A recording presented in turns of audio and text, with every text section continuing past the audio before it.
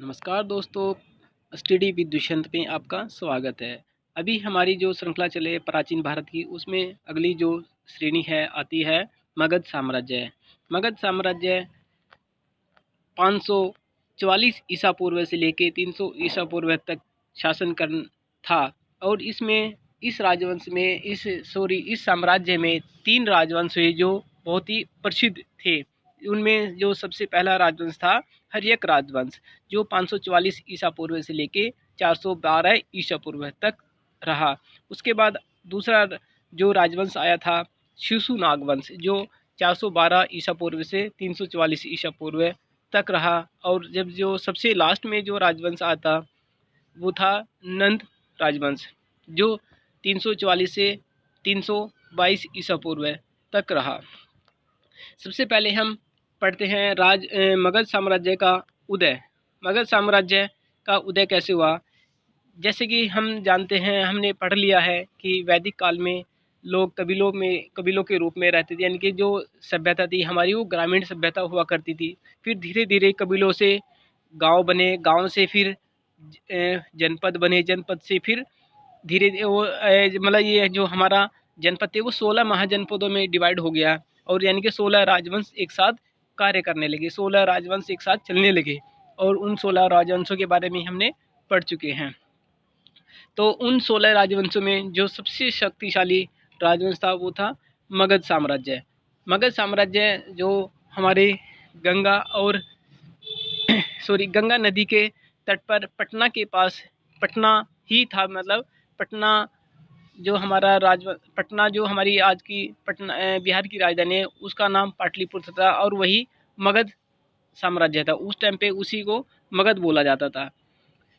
6ठी शताब्दी ईसा पूर्व भारत में 16 महाजनपदों का अस्तित्व था। मगध भी उन्हीं महाजनपदों में से एक था, परंतु अपनी भौगोलिक और राजनीतिक स्थिति के कारण कालांतर में इसकी प्रतिष्ठा बढ़ी।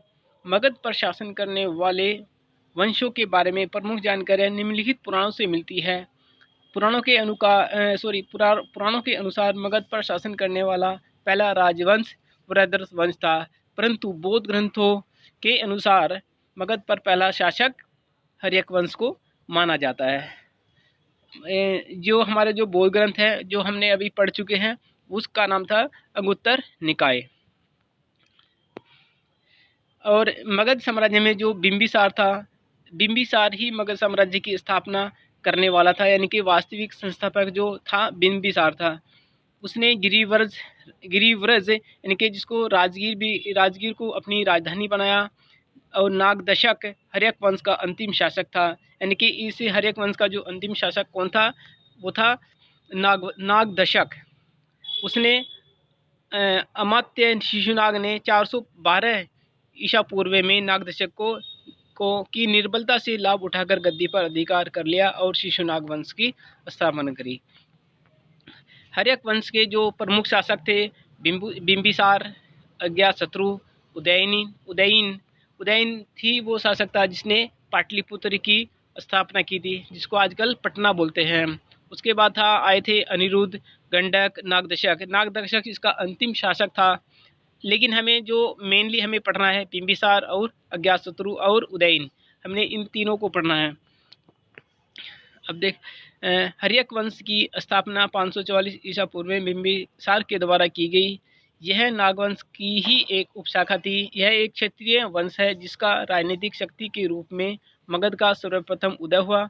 बिंबिसार को मगध साम्राज्य का वास्तविक संस्थापक माना जाता है। बिंबिसार ने गिरिव्रज यानी कि राजगृह को अपनी राजधानी बनाया। इसने वैवाहिक संबंधों से शादी की नीति अपनाकर अपने साम्राज्य का विस्तार किया। यानी कि इन्होंने क्या क्या की, जैसे कि कौशल नरेश के प्रसेनजीत की बहन से शादी करके और उसको फिर अपने राज्य में मिलाया। वैशाली के साथ भी इन्होंने ऐसा ही किया और पंजाब में भी इन्होंने ऐसा ही किया। यानी कि इन्होंने अपने घरेलू संबंध बनाए आसपास के राजाओं से, पड़ोसी राजाओं से, और उनको फिर अपने राज्य में धीरे धीरे मिलाते और अपने राज्य का विस्तार करते गए। बिंबिसार एक कूटनीतिज्ञ और दूरदर्शी शासक था। उसने प्रमुख राजवंशों में वैवाहिक संबंध स्थापित कर राज्य को फैलाया। सबसे पहले उसने लिच्छवी गणराज्य की शासक चेतक की पुत्री चेलना के साथ विवाह किया। दूसरा प्रमुख वैवाहिक संबंध कौशल राजा प्रसेनजीत की बहन महाकौशल्या के साथ विवाह किया। इसके बाद भद्र देश की राजकुमारी क्षेमा के साथ विवाह किया और अपने राज्य का विस्तार किया। बिंबिसार ने अपने बड़े पुत्र दर्शक को उत्तराधिकारी घोषित किया। भारतीय इतिहास में बिंबिसार प्रथम शासक था जिसने अस्थायी सेना रखी है। बिंबिसार ने राजवैद्य जीवक को भगवान बुद्ध की सेवा में नियुक्त किया था। बौद्ध भिक्षुओं को निःशुल्क जल यात्रा की अनुमति दी। बिंबिसार की हत्या महात्मा बुद्ध के विरोधी देवदत्त के उकसाने पर अज्ञातशत्रु ने की थी। अज्ञातशत्रु बिंबिसार का ही पुत्र था। अब यहाँ पर एक नाम आता है अम्रपाली। अम्रपाली एक नर्तकी थी। यह वैशाली की नर्तकी और परम रूपवती काम कला प्रवीण वैश्या थी। अम्रपाली के सौंदर्य पर मोहित होकर बिंबिसार ने लिच्छवी से जीतकर राजगृह में ले आया। उसने संयोग से जीवक नामक पुत्र रतन हुआ। बिंबिसार ने जीवक को तक्षशिला में शिक्षा हेतु भेजा। यही जीवक एक प्रख्यात चिकित्सक राजवैद्य बना। अज्ञातशत्रु उसके बाद बिंबिसार के बाद उनके जो पुत्र थे अज्ञातशत्रु वह राजगद्दी पर 492 ईसा पूर्व में कुणिक ने अपना पिता बिंबिसार की हत्या कर और अज्ञातशत्रु के नाम से शासक बना। यानी कि जो उनका जो असली नाम था कुणिक था और उन्होंने जो राजवंश को चलाया अज्ञातशत्रु के नाम से उन्होंने अपने आप को अज्ञातशत्रु मानते थे। इसका काशी और वज्जी संघ से बने लंबे समय तक संघर्ष चला और अंत में इन्हें अपने अधीन कर लिया। इसका भिक्षुओं से युद्ध हुआ जिसमें इसने रथम मुसल और महाशिलाकंटक नामक हाथियों का प्रयोग किया। इसी के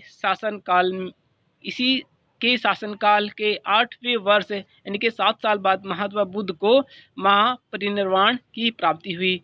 इसी के समय राजगृह की सप्त श्रेणी गुफा में प्रथम बौद्ध संगति हुई। अज्ञातशत्रु के बाद उनके जो पुत्र थे उदयन वो राजगद्दी पर बैठे। उदयन ने ही पाटलिपुत्र की स्थापना कुसुमपुर के नाम से की और उसने अपनी राजधानी बनाया। यह जैन धर्म का समर्थक था। यानी कि ये जैन धर्म का उदयन किसका धर्म का संस्थापक था? जैन धर्म का। और जबकि इसके जो पिता थे अज्ञातशत्रु वो बौद्ध धर्म के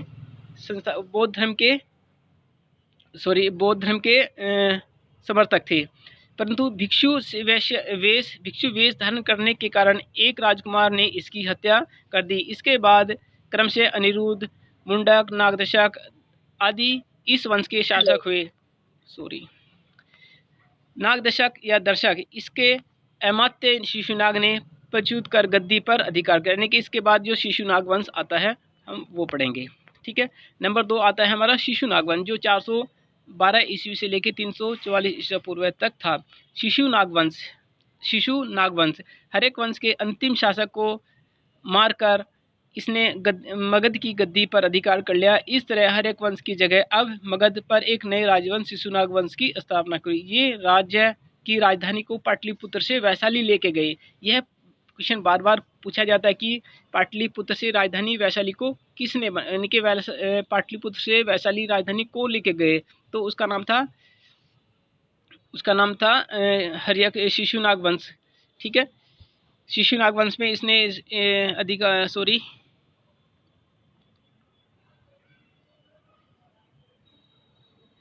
अब मगध पर एक नए राजवंश की शिशुनाग वंश की स्थापना की। ये राज्य की राजधानी को पाटलिपुत्र से वैशाली ले आया। इसने अवंती और वत्स संघ पर अधिकार कर उसे मगध साम्राज्य में मिला लिया। उसके बाद हमारे आते हैं काल अशोक। इसने पाटलिपुत्र को पुनः साम्राज्य की राजधानी बनाया। इसी के शासनकाल में 10वें वर्ष महात्मा